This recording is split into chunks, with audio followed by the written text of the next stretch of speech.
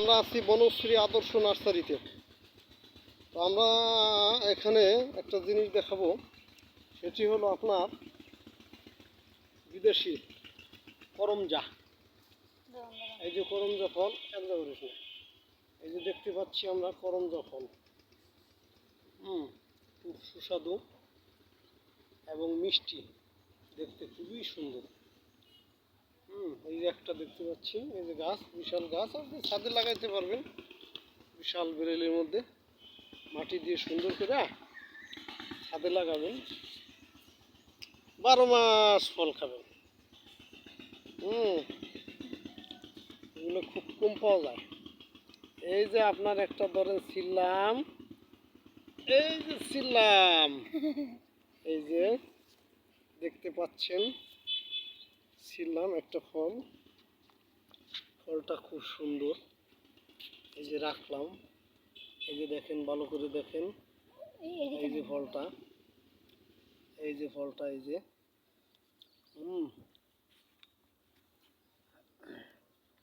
এই যে ফলটা মিষ্টি, খুব সুন্দর খেতে। কাট গে ছাদ বাগানের গাছ দেখতে পাচ্ছি, কামরাঙ্গা। এগুলো বেরেলে লাগাইতে পারবেন আপনি ছাদের উপরে। আপনি বেরেলে, হাফ বেরেলে লাগাবেন, মাটি দিয়ে সুন্দর করে লাগাবেন। 12 মাস আপনার কামরাঙ্গা খাবেন।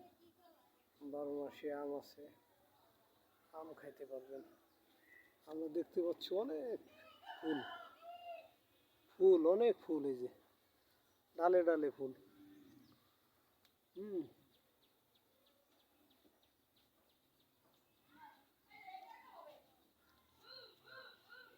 এটি কামরাঙ্গা গাছ, কামরাঙ্গা, মিষ্টি কামরাঙ্গা। এই যে আমার এক ভাই আসছে ছাদ বাগান করবে, পরামর্শ নেওয়ার জন্য। ভাইকে আমি এইমাত্র পরামর্শ দিয়েছি।